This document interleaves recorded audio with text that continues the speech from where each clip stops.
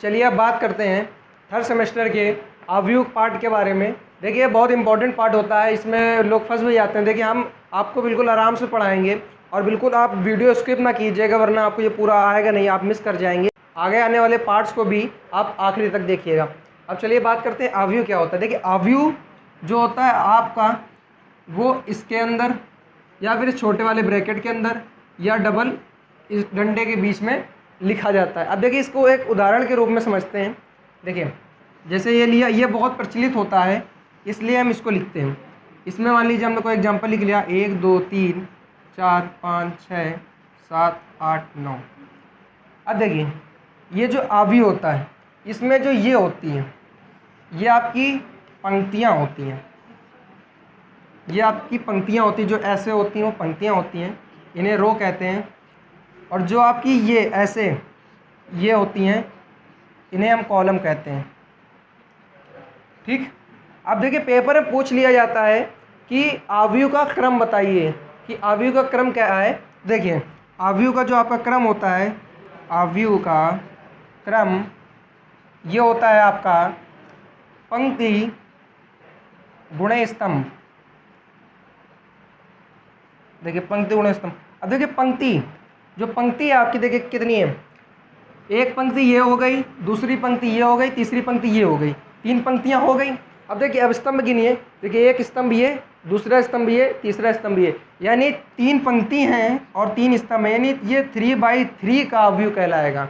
इसे 3/3 का अवयव कहते हैं, इसे 3x3 कहते हैं।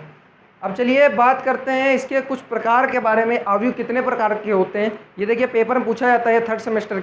चलिए अब बात करते हैं अवयव के प्रकार के बारे में। देखिए आपके अवयव कितने प्रकार के होते हैं, चलिए इसको एक एक समझते हैं। देखिए पहला है क्षैतिज अवयव।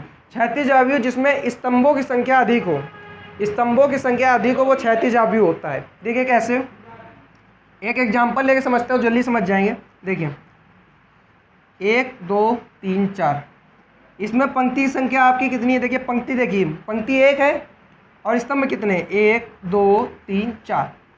तो ये जो हुआ, ये पंक्ति गुणे स्तंभ के हिसाब से 1/4 का हुआ। देखिए अवयव का क्रम जो होता है पंक्ति टू स्तंभ होता है, यानी ये 1/4 का हुआ। इसमें देखिए स्तंभों की संख्या ज़्यादा हो तो आपका क्षैतिज अवयव। एक और एग्जांपल लेते हैं। देखिए 1 2 3 3 2 1। देखिए इसमें पंक्ति कितनी है, 1 2, 2 पंक्ति हैं इसमें।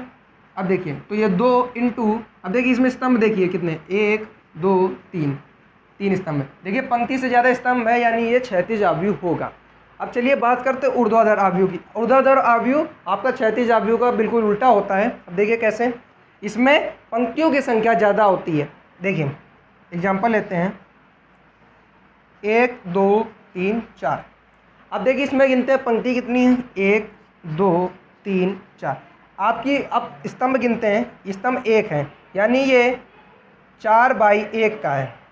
तो यानी इससे इसका मतलब ये ऊर्ध्वाधर अवयव हुआ। अब बात करते हैं इसका एक और एग्जांपल लेते हैं और समझ जाएंगे आप। देखिए अब इसमें बोल रखा है 1 2 3 4 5 6 7 8। अब इसमें देखते हैं कि इसमें पंक्ति की संख्या कितनी है, 1 2 3 4। इसमें आपकी 4 पंक्ति हुई, यानी 4 इंटू, अब स्तंभ कितने हैं, 1 2 2, 4/2। इसमें देखिए आपकी पंक्ति की संख्या ज़्यादा है, यानी यह आपका ऊर्ध्वाधर अवयव हो जाएगा। अब बात करते हैं पंक्ति अवयव। पंक्ति अवयव क्या होता है, जिसमें एक पंक्ति हो, जिसमें केवल एक पंक्ति यानी एक ही रो हो, वो आपका पंक्ति अवयव कहलाता है। जैसे 1 2 3 4, इसमें केवल एक ही पंक्ति है, यानी आपका ये पंक्ति अवयव हो गया।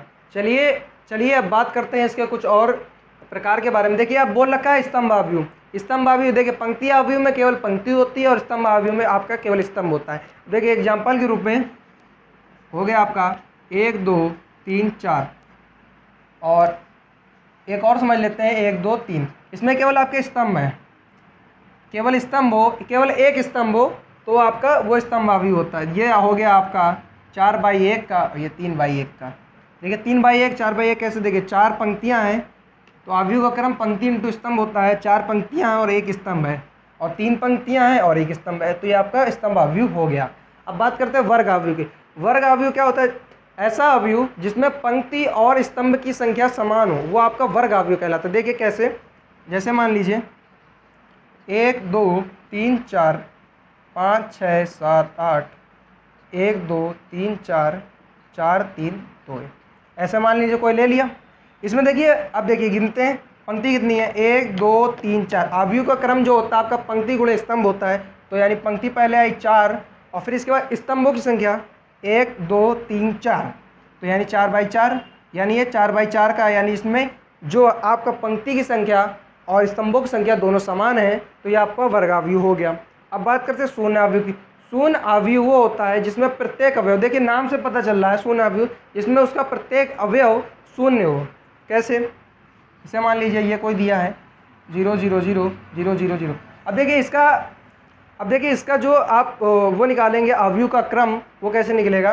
देखिए इसमें पंक्ति जो है, देखिए 1 पंक्ति 2 पंक्ति, यानी 2 गुणे, अब इसमें 3 स्तंभ है, तो 2 गुणे 3, ये आपका अवयव का क्रम, तो 2 गुणे 3 आएगा, लेकिन जो ये अवयव होगा ये शून्य अवयव कहलाएगा।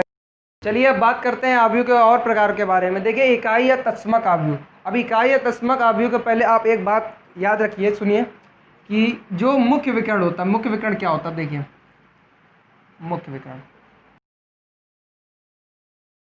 प्रत्येक वर्ग अवयव में, जैसे मान लीजिए कोई वर्ग अवयव ले लिया हमने, ये ले लिया 1 2 3 4 5 6 7 8 9, ये 3/3 का है इसमें, यानी पंक्ति और स्तंभों की संख्या समान है, तो यानी ये वर्ग अवयव है।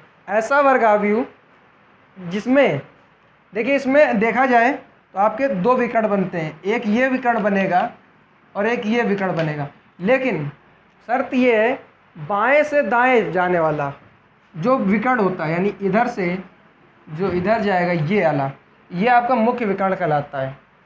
बाएं से दाएं की ओर ऐसा वर्ग अवयव जिसमें बाएं से दाएं जाने वाला प्राप्त विकर्ण मुख्य विकर्ण कहलाता है। अब देखिए बात करते हैं इकाई या तत्समक अवयव के बारे में। देखिए ऐसा वर्ग अवयव जिसके मुख्य विकर्ण 1 हो और बाकी के शून्य हो, तो ये आपका इकाई या तत्समक अवयव होता है। अब देखिए इसको एग्जाम्पल के रूप में समझते हैं। देखिए ऐसे मान लीजिए 1 0 0 0 1 0 0 0 1। अब देखिए इसका जो मुख्य विकर्ण बाएं से दाएं की ओर, यानी ये जो है आपका ये 1 हो और शेष अवयव देखिए सब जो बच रहे हैं वो 0 हो, तो ऐसे में ये आपका इकाई या तत्समक अवयव कहलाता है। यह देखिए ये क्या होता है, देखिए इसका जरा क्रम समझ लेते हैं।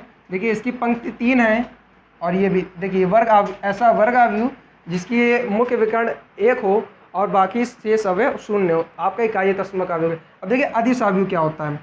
अब देखिए अदिश अवयव वो होता है जिसमें ऐसा वर्ग अवयव जिसके मुख्य विकर्ण के समान हो और शेष अवयव 0 हो, वो आपका अदिश अवयव कहलाता है। देखिए जैसे 1 0 0 0 1 0 0 0 1।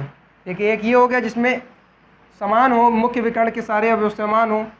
एक और ले लेते हैं एग्जाम्पल, जैसे मान लीजिए k 0 0 0 k 0 0 0 k और शेष अवयव 0 हो, और शेष अवयव देखिए 0 है और ये समान है, तो आपका ये अदिश अवयव कहलाता है। अब देखिए बात करते हैं विकर्ण अवयव के बारे में। विकर्ण अवयव आपका क्या होता है? विकर्ण अवयव ऐसा वर्ग अवयव जिसका मुख्य विकर्ण या तो समान हो या तो असमान हो, वो आपका विकर्ण अवयव कहलाता है, और शेष अवयव जो 0 हो। देखिए कैसे, जैसे मान लीजिए ले लिया 1 0 0 0 1 0 0 0 1। एक तो ये हो गया जिसमें मुख्य विकर्ण या तो समान हो। अब देखिए असमान वाला ले लेते हैं। देखिए 2 0 0 0 5 0 0 0 4। अब देखिए इसमें आपके मुख्य विकर्ण के जो अवयव हैं वो असमान है और शेष अवयव 0 है, यानी ये विकर्ण अवयव कहलाए। चलिए अब बात करते हैं उप अवयव की। देखिए उप अवयव क्या होता है? मान लीजिए किसी अवयव में यदि कोई पंक्ति और स्तंभ हटा दिया जाए तो प्राप्त अवयव उप अवयव कहलाता है। चलिए इसको एक उदाहरण के रूप में समझते हैं। देखिए मान लीजिए ये कोई अवयव है 1 2 3 4 5 6 7 8 9।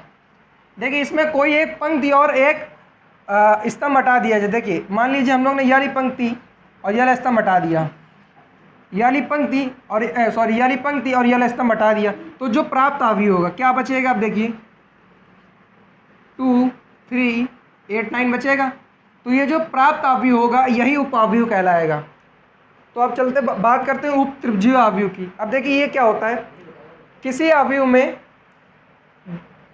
मुख्य विकर्ण के, किसी अवयव में मुख्य विकर्ण के नीचे के सारे अवयव शून्य हों तो वो उप त्रिभुजीय अवयव कहलाता है। देखिए जैसे 1 2 3 5 6 से। अब देखिए मुख्य विकर्ण बाएं से दाएं की ओर देखा जाता है तो मुख्य विकर्ण ये हुआ, और इसके नीचे के सारे अवयव शून्य हो तो ऐसा अवयव उप त्रिभुजीय अवयव कहलाता है। अब बात करते हैं निम्न त्रिभुजीय अवयव के, तो इसमें इसका उल्टा हो जाएगा, यानी मुख्य विकर्ण के ऊपर के सारे अवयव शून्य हो तो वो निम्न त्रिभुजीय अवयव कहलाएगा। देखिए जैसे उदाहरण के रूप में समझते हैं 1 0 0 2 3 0 4 5 6। अब देखिए मुख्य विकर्ण ये है, मुख्य विकर्ण के ऊपर के सारे अवयव शून्य हो तो यह निम्न त्रिभुजीय अवयव कहलाएगा। अब देखिए अगले पार्ट में हम आपको बताएंगे अवयव के जोड़ घटाने एवं अंतर के बारे में। If you really like this video please share with your friends. Thank you.